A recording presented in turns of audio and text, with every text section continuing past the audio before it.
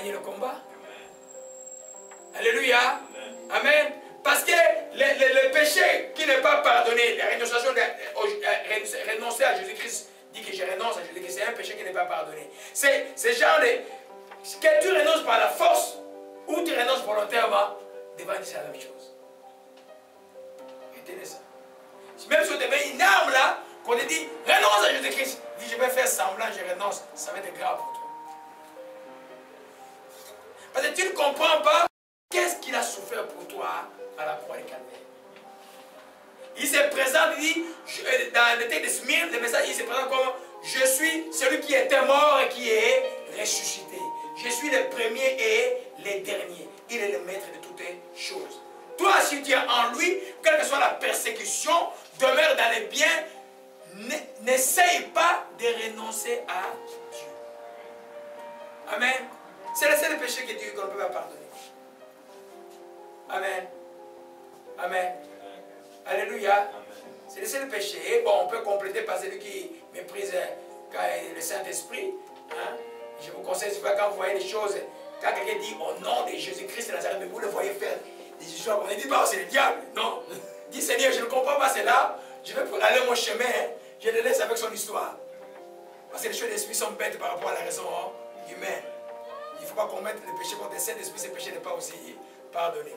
Alléluia. On revient sur l'enseignement. Donc 1 Jean 2, voyez un peu, nous voyons la force. Pendant l'épreuve, l'apôtre Jean écrit au Père et puis au jeune, dit, je vous écris Père parce que vous avez connu celui qui est dès le commencement. Je vous écris jeunes gens parce que vous êtes forts. Ce n'est pas la force physique. C'est parce que vous avez gardé la foi. Vous avez résisté au diable. Vous avez montré au diable qu'il est menteur et qu'il ne peut pas gagner. Amen. Parce que l'église, une église qui est remplie de jeunes en feu, c'est ça l'église de Jésus-Christ. Amen. Les vrais évangélistes puissants, voyez un peu l'âge. David a commencé à 17 ans. Joseph a commencé à 17 ans. Et tous ces jeunes de Timothée, c'est des gens très jeunes, comme vous voyez un peu. Amen. Un jeune homme consacré à Christ ou une jeune fille consacrée à Christ, mais c'est quelque chose de très dangereux pour le diable. Et puis il dit, jeunes gens, vous êtes forts parce que la parole de Dieu demeure en vous et vous avez vaincu les malins. Bon, la Bible dit que pour vaincre le malin, il faut la foi. Alléluia. Donc je voulais juste démontrer que ta force, donc exploiter Proverbe 24, verset 10, que quand pendant la détresse tu faiblis, tu n'as pas de foi. Pendant la détresse tu dois persévérer. Parce que tu as le Saint-Esprit en toi. Et le Saint-Esprit en toi fait une grande différence. Regardez notre ami Pierre, moi j'appelle l'apôtre humble. Pierre, avant qu'il soit rempli du Saint-Esprit, il a trahi le Seigneur combien de fois? On peut mettre l'échec. Amen. Et puis, après le Seigneur est ressuscité, il est monté au ciel, et puis ils attendaient la promesse. Ah, il dit, bon, il dit à ses amis, oh, on va retourner à notre travail, allons pêcher, allons faire la pêche. Et en pêchant, le Seigneur apparaît. Il dit, mais petits enfants, vous n'avez rien attrapé depuis le matin? Il dit rien. Après, quand il a reconnu que c'était le Seigneur, il a fui. Il était nu. Il a dit, ah, il a fui. Il dit, c'était Jésus qui est un pauvre pécheur. Mais regardez-le maintenant quand il était rempli du Saint-Esprit. Il a tenu tête à des milliers de gens. Amen. Vous voyez un peu? Quand une des choses importantes, les chrétiens, cherchaient d'être remplis du Saint-Esprit. Je sais qu'il y a beaucoup de différents doctrinaires dans les gens, tout ça, mais c'est de la Bible. Je vous dis, ça fait toute une différence. Vous m'entendez chanter aujourd'hui. Si vous avez écouté ma voix en 1995, vous allez fuir. J'étais à la chorale quand je chante. Comme ça, tout le monde va à droite. Et le docteur, on ne fait pas ça, docteur, on ne fait pas ça. J'étais là toujours, comme on dit, parce que j'étais courageux. Il y avait des jeunes gens, et puis tu vois, bon, on dit, papa Kassé avait chanté avec nous. Moi, j'étais là. Mais ma voix, quand on chantait, moi, j'allais à gauche, tout le monde allait au sud.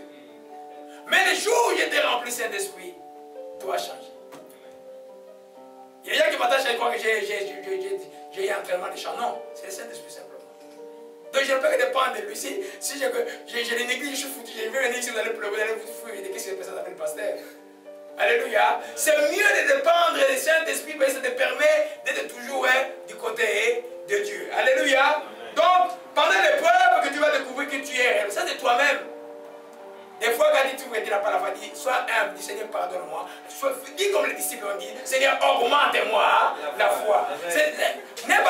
dire ça.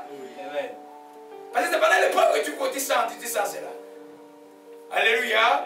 Gloire à Jésus-Christ. Que son nom soit béni et soit exalté. Alléluia. Ça c'est il y a la deuxième raison. La troisième raison, et qui est la plus connue. Amen. Quand Dieu dit à Smyrne, sois fidèle jusqu'à la mort, Dieu entend qu'à ce que Smyrne soit une église qui persévère. Dieu sait que quand il y a des preuves, l'humain souvent il lâche, il abandonne. Amen. Il abandonne. Amen. Il y a des situations, par exemple, qui peuvent arriver dans ta vie.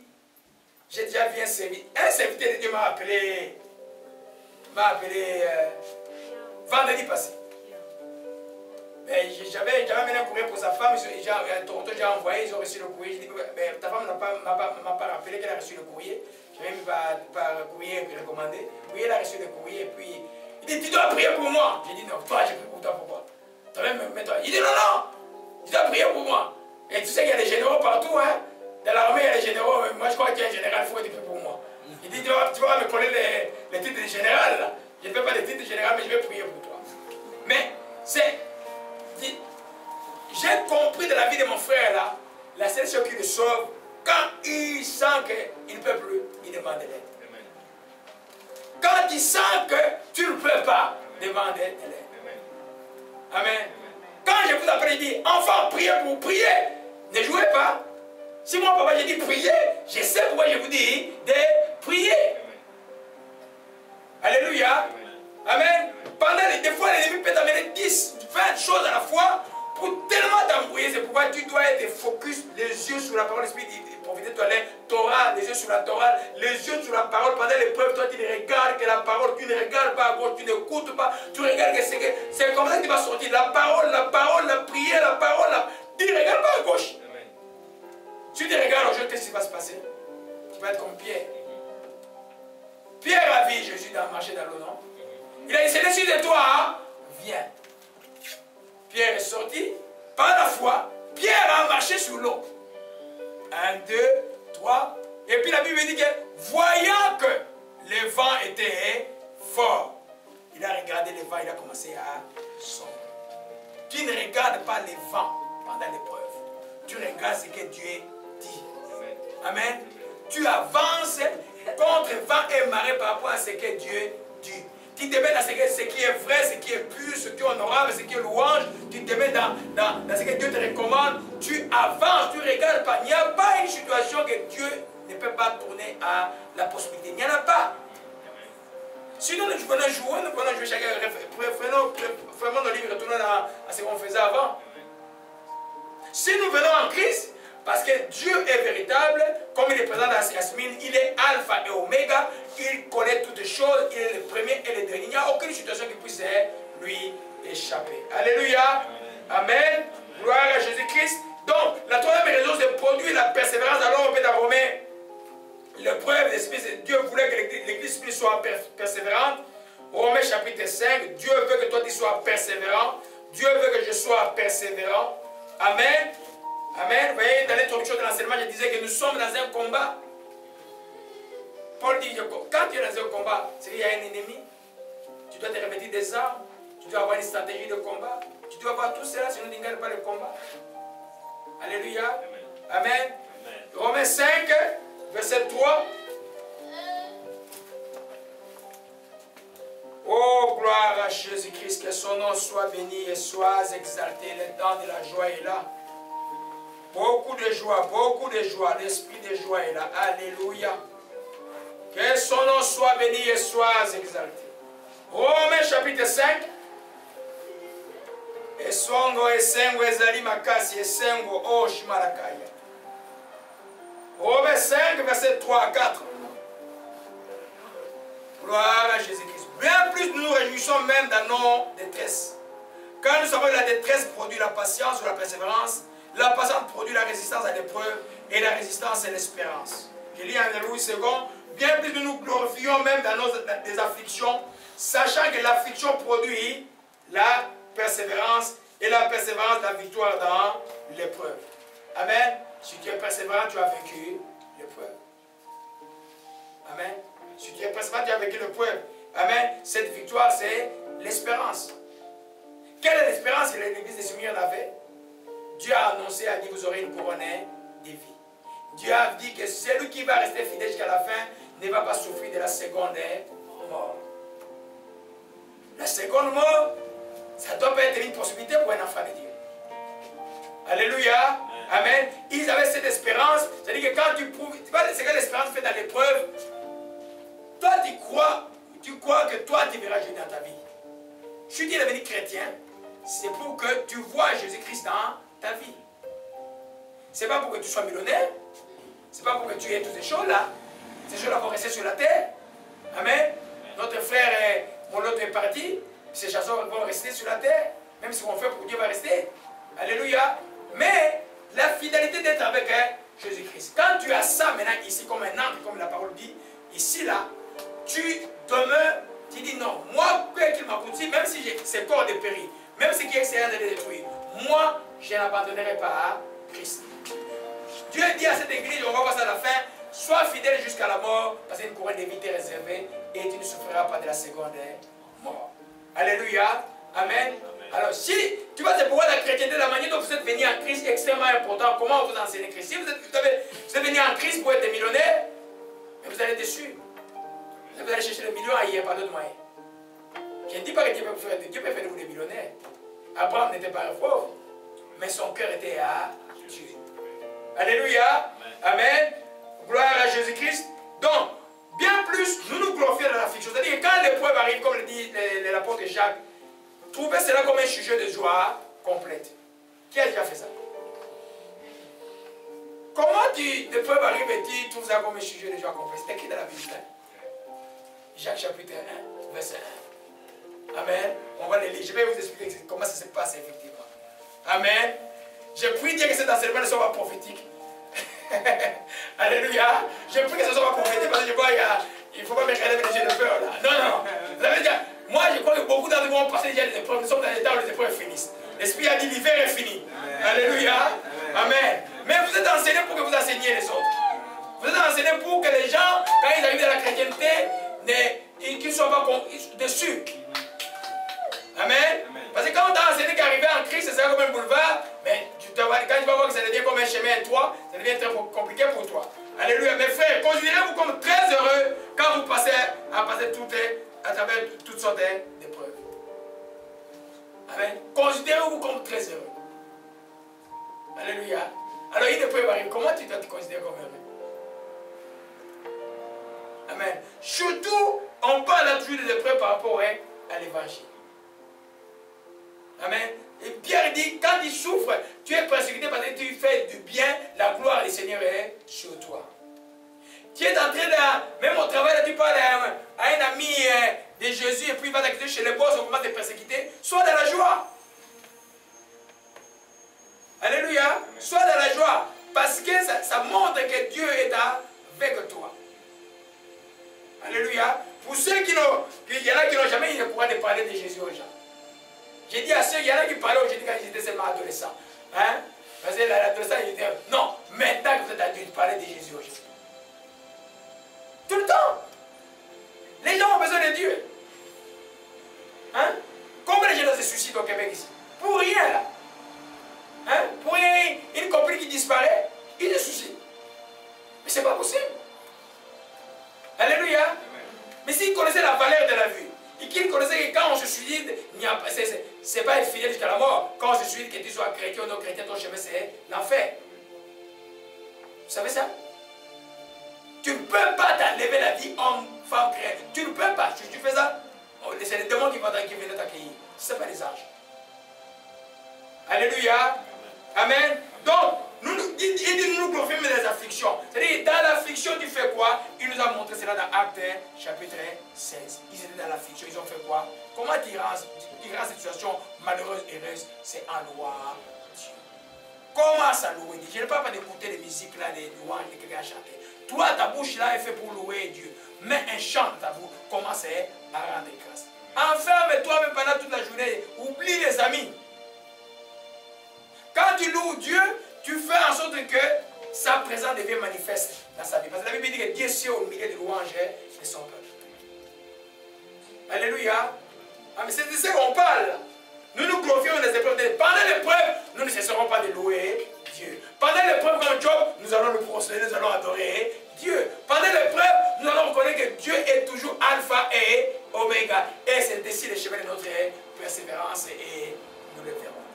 Alléluia. Amen. Amen. Amen. C'est ça la voie de la chrétienté. Amen. Vous savez que les diables peuvent attraper les chrétiens par des choses. C'est plus facile qu'il attrape un chrétien quand tu es dans la victoire que quand tu es dans l'échec ou dans l'épreuve. La Bible dit que celui qui est debout prenne garde des tombeaux. La Bible dit aussi que quand tu as vaincu dans Éphésiens chapitre 6, amen, quand tu gardes ta position debout, ne tombe pas. Alléluia. Ça veut dire quoi? Ça veut dire que quand tu es béni, c'est alors que tu deviens... Non, qu'est-ce que je dis là? Quand ta bénédiction devient manifeste, tu as les conséquences de ta bénédiction. Tu vois substantiellement, matériellement ce que tu attendais, physiquement la bonne santé, ce que tu attendais, socialement le mariage que tu attendais. Alors tu deviens vulnérable pour le diable parce que tu peux dire d'être distrait. C'est pourquoi quand tu es comme ça là, sois encore plus vigilant. Je vous dis ça parce que vous croyez que votre vie ne sera pas seulement épreuve, mais votre ennemi pendant l'épreuve, souvent vous ne pouvez pas vous avoir. C'est pendant que tout va bien que tu vas appeler, oh, yo, je suis allé jouer au golf. Mais pasteur, je ne veux pas dire au pasteur, mais des amis m'appellent le golf là. Le club des gens qui gagnent $1 million m'appellent au golf. On va jouer dimanche à 11h45. Dis au pasteur qu'on n'était pas dit en vacances. C'est ce qui arrive. C'est pourquoi il faut faire attention. Je dis pas à quelqu'un par rapport à l'argent que tu vas avoir. L'argent a un pouvoir. Si tu ne sais pas dominer l'argent, l'argent va te dominer. Je connais beaucoup de vrais chrétiens qui ont eu l'argent, qui ne sont plus chrétiens aujourd'hui. Ils ont coupé mon email. Ils ne viennent plus répondre aux emails. Voyez un peu, parce qu'ils ne marchent plus bien. Alléluia. Amen. Gloire, c'est pour juste vous encourager que cette épreuve vous fera plus de bonheur que la matérialisation de ce que vous attendez de Dieu. Amen. Quatrième principe, avant que je commence à conclure. Amen. C'est pendant l'épreuve. Vous voyez que revenons un peu dans le texte d'Apocalypse. Dieu dit à Smyrne, il dit au verset 9, les calomnies de ceux qui sont de la part des Juifs qui ne sont pas, mais qui sont une synagogue de Satan. C'est pour dire que vous trouverez aujourd'hui encore des églises qui sont ennemies des autres églises. Et voilà, le corps de Christ ne peut pas avoir des ennemis, c'est nous projetons le même évangile. Amen. Voilà.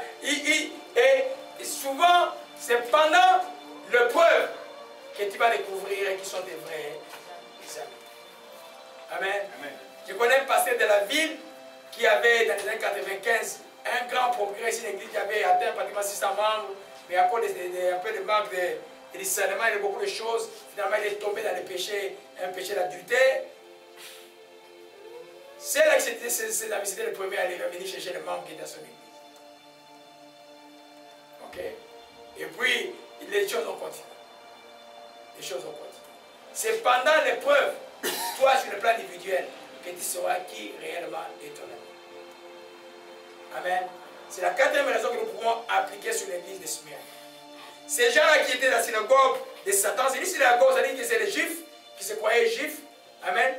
Mais qu'il était une synagogue de Satan qui était là pour persécuter les Juifs qui étaient convertis, qui étaient à Smyrne. Alléluia. Beaucoup de persécutions arriveront des faux chrétiens, des demi-chrétiens, des chrétiens mal enseignés. Beaucoup viendront. Voyez un peu la chrétienté, la vraie chrétienté n'est pas très populaire aujourd'hui. Voyez un peu. Ta persécution souvent viendra de la perturbation de quelqu'un qui dit, ah, vous aussi là-bas vous exagérez. Voyez, moi par exemple, l'habillement des femmes c'est quelque chose de. Je ne joue pas avec. Le corps de la femme doit être bien protégé. Et j'enseigne aux gens que simplement que le corps là que tu as, c'est un temple. C'est toi qui donnes valeur à ton corps.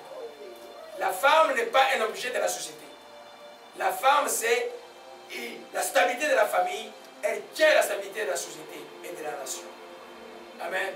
Et le diable, j'ai fini par la femme. Alors, il y a des gens qui disent, ah non, lui, chez lui, les gens ne portent pas les... On ne peut pas porter le pantalon. Le pantalon serré, ça veut dire quoi? C'est le corps dehors. C'est pas bon. C'est pas du tout bon. Mais on ne peut pas faire de ça une loi. On appelle le cœur des enfants de comprendre la révélation qui sont les temples de Dieu. Les temples de Dieu. Le Dieu vivant a placé ton esprit, son esprit en toi. Alléluia. Je ne sais pas pourquoi j'ai dit ça. Revenons à l'enseignement. C'est pendant l'épreuve que tu découvres tes vrais amis. Alléluia. Et quand il n'y a pas de difficulté, tu auras plein d'amis. Amen. Plein d'amis, je sais quand je vois, je parle. Surtout quand tu as le moyen, tu en as encore plus. Les jours où tu n'en as plus, c'est alors que tu vas découvrir, ne te plains pas, dis ah, comment je n'ai plus rien. Dieu a permis cette épreuve pour que tu vois qui sont réellement des vrais amis. Ça aussi, c'est par rapport à notre relation avec notre ami qui est l'ami fidèle. Amen. C'est pendant l'épreuve aussi que toi tu vas prouver que tu es vraiment son ami ou tu vas l'abandonner. Pendant l'épreuve. Donc l'église humide devait te tester pour dire, pendant la tribunal, Dieu voulait tester si vraiment ils vont rester amis de Dieu. Vous savez, notre Seigneur est aussi notre ami. C'est la différence avec les autres. Il est l'ami fidèle. Amen. Amen. Oh, gloire à Jésus-Christ, que son nom soit béni. Alors la Proverbe 17, le Seigneur est vivant, que son nom soit béni. Amen. L'ami aime en tout temps. Dans le malheur, il se montre un frère. L'ami aime en tout temps.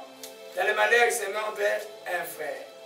Les seules synagogues qui étaient à côté de Smyrne, je suis sûr, c'est des gens qui faisaient une façade d'être avec l'église, mais ils n'étaient pas avec l'église.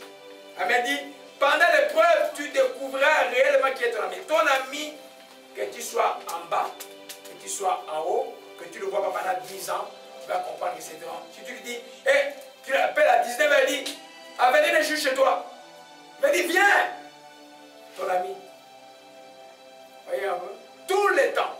Dans le malheur, il va se montrer un frère. Ça veut dire qu'il va être plus qu'un frère. Mais quand l'épreuve arrive, c'est alors que tu sais qui sont des vrais amis. Si les gens, ce qui est arrivé, ils deviennent leur chasseur dans la bouche, ils en parlent partout dans la ville, ce ne sont pas des amis. Amen. L'homme est compliqué, que quelqu'un peut s'asseoir à côté de toi et tenter de t'envier. Tu ne sais pas. Il t'envie, il t'envie. À l'occasion, il va t'avoir t'abattre, il va t'abattre. C'est pendant l'épreuve que tu sauras qui est vraiment ton ami. Donc l'épreuve est quelque chose de merveilleux. Amen. C'est pourquoi la Bible dit, réjouissez-vous pendant l'épreuve. Alléluia. Gloire à Jésus-Christ, que ton nom soit béni et soit exalté. Oh ma chère marocaine, regardez vraiment dans la joie. Alléluia, que son nom soit béni et soit exalté. Vous voyez que Job avait des amis, non? Ses amis sont arrivés quand ils ont appris. C'était des amis. C'était des vrais amis.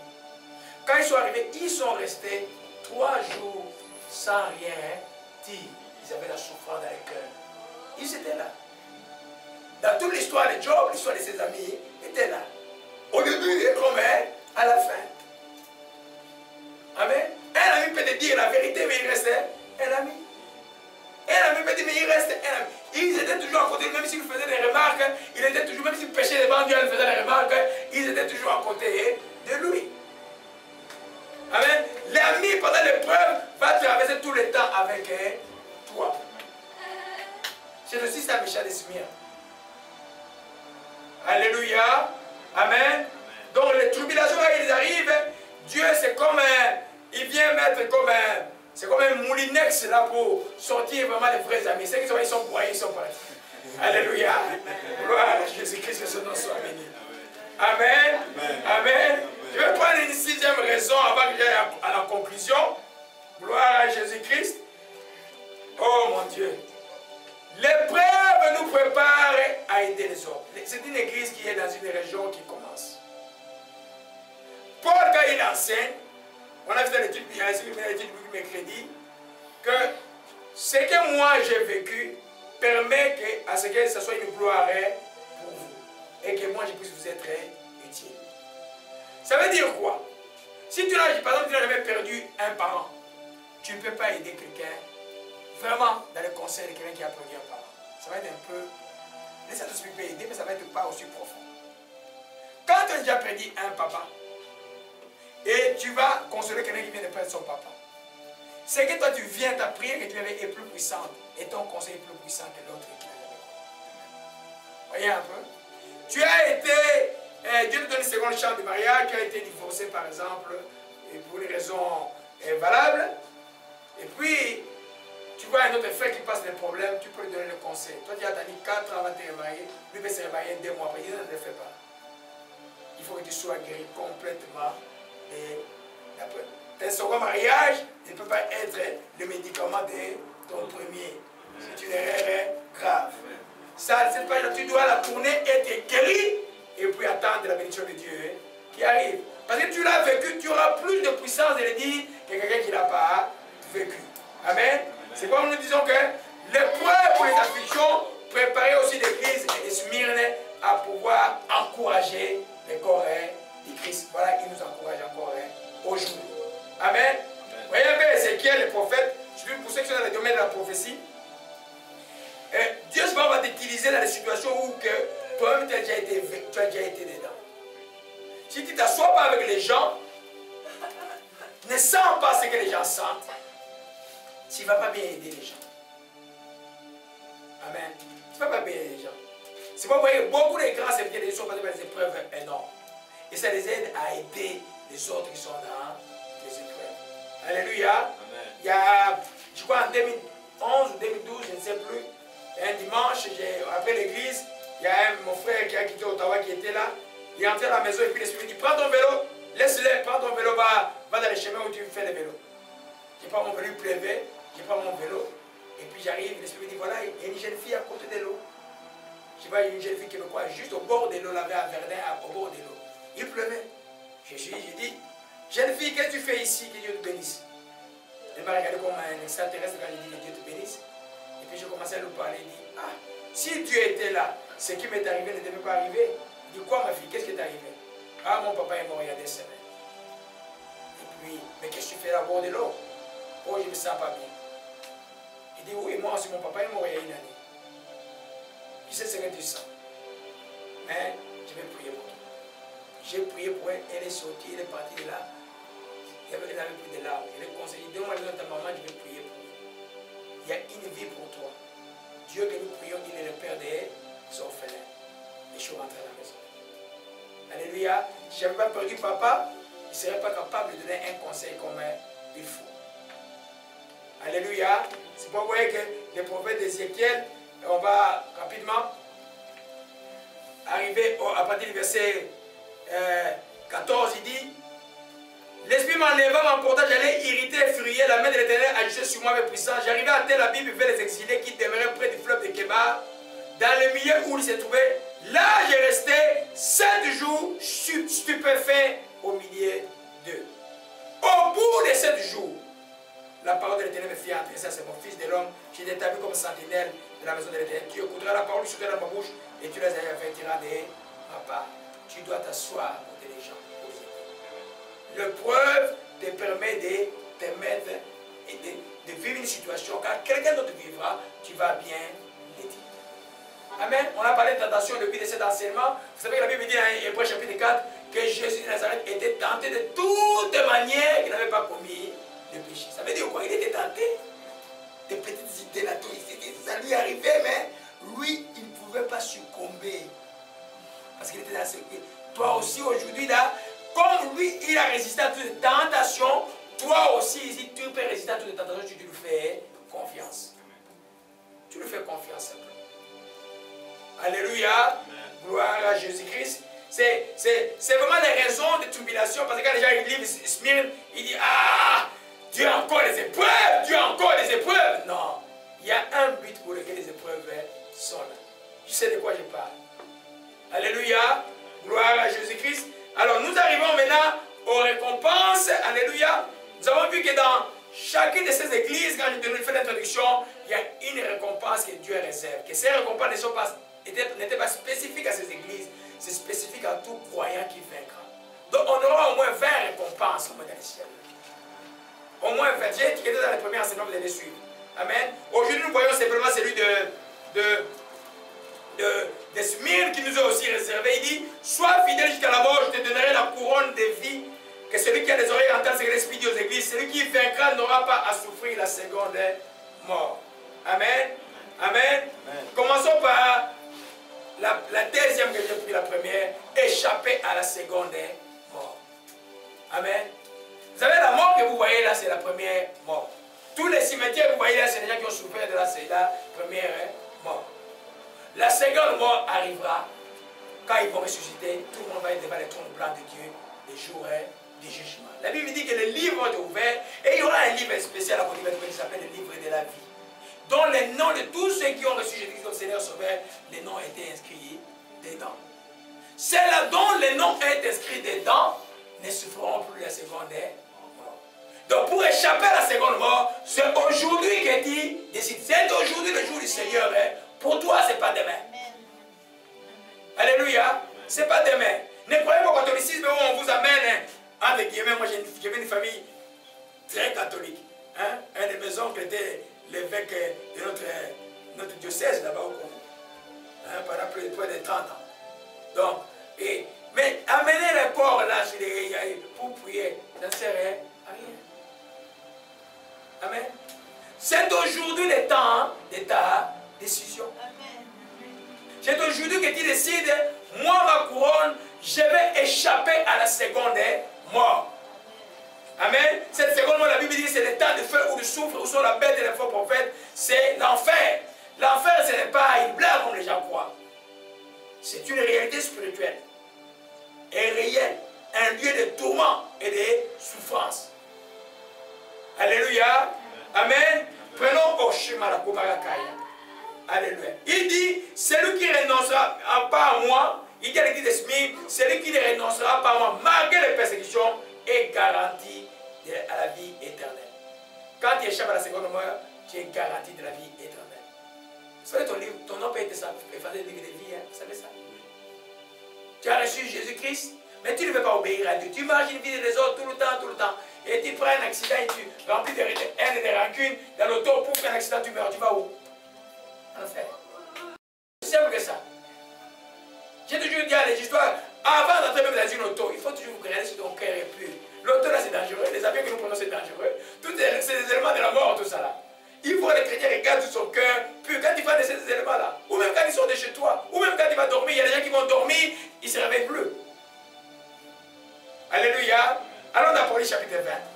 Première récompense, la seconde que j'ai appelée la première, et puis on va voir la seconde de vie après. Apocalypse chapitre 20. Nous allons terminer avec Smyrne aujourd'hui parce que j'ai pensé que j'allais faire 3 dimanches avec. C'est tellement beaucoup de choses à Smyrne. Apocalypse chapitre 20. Alléluia. Amen.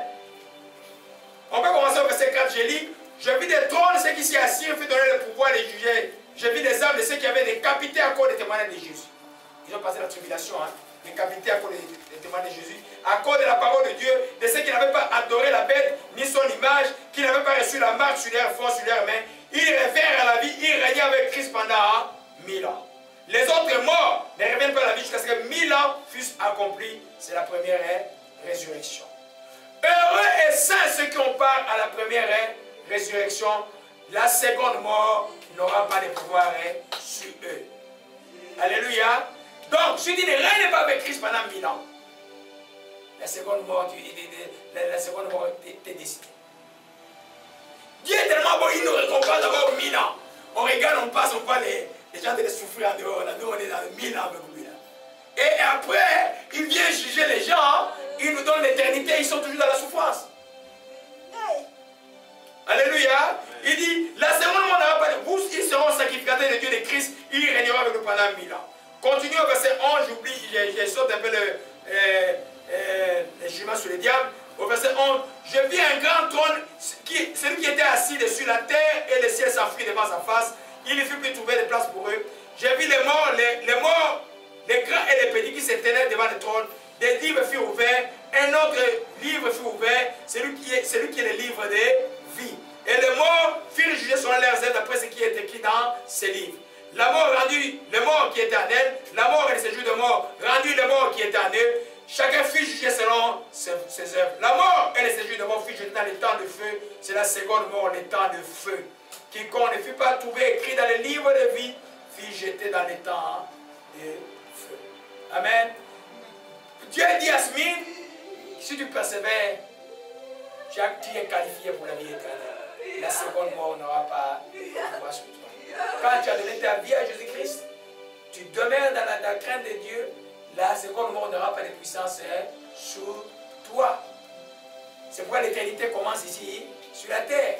C'est pourquoi la mort n'est qu'un passage. Alors pourquoi tu vas avoir peur de la mort? C'est ça justement. Amen. C'est ça justement. Et c'est quand on persécutait comme à Rome là, quand on les brûlait, ils chantaient, ils louaient le roi de Dieu et puis ça, Néron devenait encore plus fou. Parce qu'ils savaient que c'était juste un passage. Alléluia. Ça c'est la première récompense. Elle est donnée à tous les croyants. Il y en a qui vont vous dire non, c'est là Yasmine qui est passé, les couronnes étaient. Non, ces choses-là vont arriver à tous les croyants. Quand tu es né de nouveau, tu as la vie éternelle. Tu vas vivre avec Christ pendant 1000 ans. Amen. J'ai la séquence. Voilà le temps, nous attendons, nous sommes de ceux qui croient à l'enlèvement. C'est pourquoi nous nous préparons tous les jours. Amen. Nous croyons que on va être enlevé d'abord. Et puis il y aura 7 ans de tribulation où l'antéchrist va régner. Et pendant ce temps-là, les gens vont être marqués. C'était la persécution pour les chrétiens qui vont être distraits. Ça sera un temps difficile. C'est le temps que beaucoup de juifs vont venir dans les seigneurs, évangélistes, qui vont annoncer la bonne nouvelle pendant ce temps de tribulation. Amen. Ils vont beaucoup être sacrifiés pour Christ. Et après, ce sera le millénium. J'ai toujours dit que j'essaie de gouverner à Féchi au Congo. Okay, pendant le millénium. Et puis après, le millénium, et simplement, ce jugement-là va arriver. Amen. Les livres de tes œuvres seront là. Que tu sois chrétien, tu vas être jugé aussi, mais par rapport aux récompenses que Dieu va te donner. Mais nous parlons aujourd'hui de la grande récompense, c'est la vie éternelle. La seconde mort n'aura pas de puissance sur toi. Amen. C'est pourquoi les médias résistent à toute forme de persécution. La seconde mort n'aura pas de puissance sur toi. Amen. Et puis nous revenons à la première récompense qui est simplement la couronne de vie. Amen. Une couronne fait quoi? C'est pour quelqu'un qui règne. Amen. Nous allons régner avec Christ. En ce temps-là, il n'y aura que la vie. La mort ne sera plus là. Alléluia. Alors, ce message est simplement pour nous montrer, mes bien-aimés, que la vie chrétienne, si vous ne la prenez pas sur le plan spirituel strictement, vous allez la rater. Amen. Gardez tout le focus sur la vie éternelle. Tout le temps sur la vie éternelle. Et comprenez que la mort est la chose qui peut t'amener à la vie éternelle aujourd'hui. Elle peut arriver aujourd'hui, elle peut arriver demain. Mais est-ce que tu es prêt? Alléluia. C'est pour nous devons être prêts tout le temps comme enfants de Dieu, tout le temps, nous qui prêchons encore plus fort, parce que nous serons jugés sévèrement. Alléluia. Amen. Amen. Donc, c'est par là que je vais terminer le message au Moshikamarabashike. Oh, Shashana Maranata, oppression, oppression infinie. Oh, Shimarakamoto, Shikemalaka. Alléluia, que son nom soit béni. Alléluia. Je vais juste compléter une petite parole, une parole plutôt. Oh. Alléluia. Oh, Mashikaya. Là, par rapport à la couronne de vie. Voyez un peu, nous avons parlé de tribulation. Mais tu peux rater la couronne de vie par rapport aux tentations aussi. Voyez un peu. Il faut résister aux tentations. Tu es vainqueur de toutes les tentations. Dieu t'a créé maître de ta vie. Personne ne peut te dominer. Le diable ne peut pas dominer ta vie. Quand tu as reçu Christ, le pouvoir de Christ est là, le Saint-Esprit est en toi. Si tu dis que moi je suis mort au péché, le péché ne peut pas avoir d'autorité sur toi. Ton nom là, il est attesté par Dieu par rapport au mal. Le mal ne peut pas dominer. Regarde Jacques, chapitre 1, verset 12. Amen. Nous parlons toujours de la deuxième, de la récompense de la couronne de vie. Et l'homme qui supporte patiemment la tentation. après avoir été éprouvé, il recevra la couronne de vie. La récompense que le Seigneur a promis à ceux qui l'aiment. Ton amour pour Dieu te fera triompher de ton épreuve. Jésus dit, l'aimer c'est garder sa parole. Le but de l'épreuve, quand l'ennemi vient des fois, c'est pour que tu ne gardes plus la parole, que tu renonces à la parole, que tu agisses de toi-même. Mais toi, garde, tu restes fidèle. Reste fidèle. Garde la parole de Dieu. Alléluia. Amen. C'est ça aimer Jésus. Ce n'est pas les feelings, ce n'est pas un blond que tu vas embrasser là. C'est aimer sa parole. Alléluia. C'est par là que nous allons terminer. Gloire à Jésus-Christ. Que son nom soit béni. Et nous allons louer un peu. Et je vais prier pour vous parce que je ne l'ai pas fait au début. Gloire à Jésus-Christ. Que son nom soit béni. Alléluia. Gloire à Jésus. Que son nom soit exalté. Amen. Dimanche prochain, nous continuons avec la troisième église, l'église de Pergame, où Dieu se présente comme la parole de Dieu, comme l'épée de l'esprit, comme l'épée à des tranchants. Amen. L'église de Pergame est le lieu, une église qui symbolise le lieu où Satan est là. Et l'église de Jésus aussi est là. Alléluia. Amen.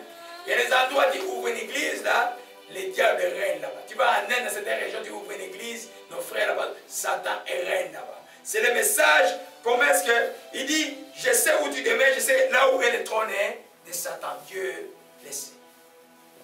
Il sait toutes choses. Comment tu fais pour que là où est le trône de Satan, que les œuvres de Satan, l'habitude de Satan, l'habitude du mal, le comportement du mal ne puisse pas t'influencer. Ou plutôt toi, tu influences ce monde. Alléluia. C'est ce que nous allons voir dimanche prochain. Amen. C'est merveilleux parce que la récompense des cailloux, ma fille merveilleuse, elle avait 3 ans, elle était au parc. Et puis, un jour, elle est revenue. Moi, tout le matin, j'ai médité sur ça. Elle est revenue avec un caillou blanc. Elle m'a donné. Elle dit, papa, prends le caillou. Et elle ne savait pas que c'était des cailloux blancs. Amen. Amen. J'ai pris que ce caillou blanc soit aussi pour elle. Alléluia. Amen. Ces cailloux blancs. Tu vois, les révélations avec les petits enfants, ça vient facilement. C'est une récompense que ceux de Pergame vont avoir. Qu'est-ce que cela signifie? Que Dieu nous aide à le comprendre dimanche prochain. Alléluia. Seigneur, que ton nom soit béni encore pour ta parole. Nous rendons grâce pour ce que tu nous as enseigné aujourd'hui, Père de grâce. Comment est les raisons de tribulation à Smyrne et à la maison de prière et à toutes les églises de Jésus-Christ qui sont sur cette terre et sur le plan individuel aussi. Seigneur, nous rendons grâce encore que quelle que soit l'épreuve que nous vivons, nous savons que l'épreuve du croyant a une fin. Nous bénissons ton Seigneur encore pour ces messages, ô Père. Que ton nom soit béni encore, que laisse et qu'il demeure dans l'esprit de tes enfants, que cela puisse porter des fruits. Seigneur, je bénis ton Seigneur, je te rends grâce. Je dis encore merci. Si tu viens de suivre ces messages, que tu n'as jamais donné ta vie à Jésus-Christ, c'est l'occasion que Dieu te donne aujourd'hui pour que tu puisses échapper à la seconde mort. C'est simplement que tu viens devant son trône et tu déclares ce que je déclare maintenant avec foi en disant, Père Céleste, je suis devant ton trône, je te demande pardon pour tous mes péchés. Je me reconnais pécheur. Jésus-Christ, j'ai besoin de toi. Je te donne mon cœur. Sois le Seigneur et le Sauveur de ma vie. Car je crois que tu es venu en chair et en sang. Et que tu as été enseveli. Et que tu es ressuscité. Seigneur, merci d'être le Seigneur de ma vie. Saint-Esprit, aide-moi à connaître la vérité, à grandir dans la vérité. Seigneur, je te dis merci. Au nom de Jésus-Christ. Je t'ai ainsi prié.